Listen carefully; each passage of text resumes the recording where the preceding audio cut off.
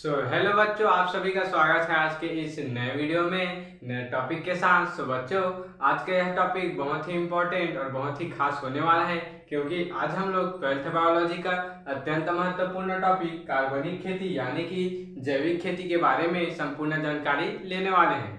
बच्चों, आप इस वीडियो में अंत तक जरूर से बने रहिएगा। चलिए बच्चों, अब हम बिना किसी समय गंवाए इस टॉपिक को स्टार्ट करते हैं। बच्चों, देख सकते हैं कार्बनिक खेती को जैविक खेती के नाम से भी जाना जाता है। बच्चों, सबसे पहले हम लोग कार्बनिक खेती क्या होता है उसके बारे में और उसके बाद उसके लाभ के बारे में जानकारी लेने वाले हैं। बच्चों, देख सकते हैं खेती लंबे समय तक स्थिर व उपज प्राप्त करने की वह पद्धति है जिसमें रासायनिक उर्वरकों, कीटनाशकों तथा अन्य रसायनों का उपयोग न करके कार्बनिक पदार्थों या फिर जैविक खाद का उपयोग ही कार्बनिक खेती कहलाती है। बच्चों, देख सकते हैं कार्बनिक खेती एक ऐसी पद्धति होती है जिसमें खेती को लंबे समय तक स्थिर व उपज बनाने के लिए इस पद्धति में रासायनिक उर्वरकों और कीटनाशकों तथा अन्य रसायनों का उपयोग न करके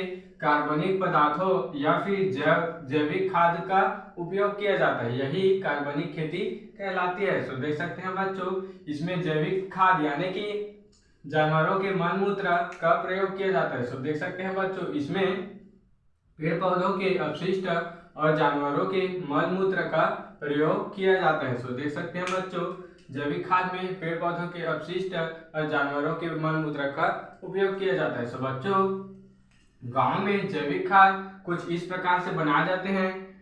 गांव में कुछ ऐसा गड्ढा होता है, गड्ढा वाला स्थान होता है जिसमें पूरे गोबर को यानी कि इन पशुओं के मल को पूरी तरीके से डाल दिया जाता है। 1-2 ट्रैक्टर इसमें लेके डाल दिया जाता है। फिर इसमें इसके नमी को दूर करने के लिए बच्चों गोबर में अत्यधिक मात्रा में मीथेन उपस्थित होते हैं जो कि अत्यधिक नमी प्रदान करती है।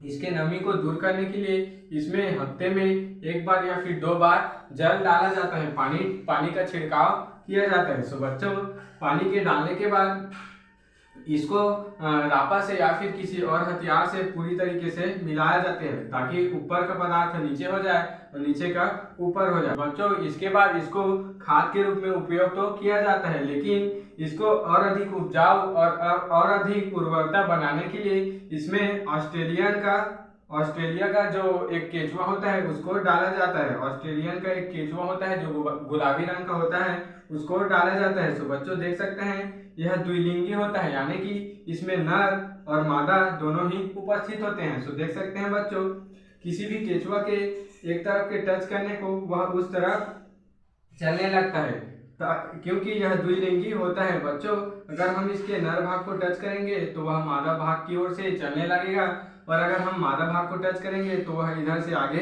इधर चलने लगेगा। बच्चों, इस प्रकार इस केचुआ को इसमें डालते हैं और यह केचुआ इस गोबर को, इस मल को, जानवर के मल को पूरे 40% तक खा जाता है और 40% तक खा के इसको 60% अपना मल दे देता है, 60% अपना मल दे देता है। बच्चों, फिर इसको हम लोग खेती में खाद के रूप में उपयोग कर सकते हैं क्योंकि यह और अधिक उपजाऊ बन जाती है। इस केचुए के मल से और अधिक उपजाऊ बन जाती है। बच्चों, सीधे ही हम जानवर के मल को खेत में उपयोग नहीं कर सकते हैं क्योंकि उसमें नमी के कारण, मीथेन के कारण अत्यधिक नमी होती है जो कि इस गड्ढे में जल डालने से दूर हो जाती है। अगर हम लोग नमी युक्त गोबर का उपयोग करेंगे तो हमारी खेती नष्ट हो सकती है यानी कि फसल पूरा तरीके से ढप हो सकता है, फसल खराब हो सकता है। इस प्रकार हम लोग इस गोबर को फिर 1-2 महीने सड़ाकर अच्छे से खाद बनाकर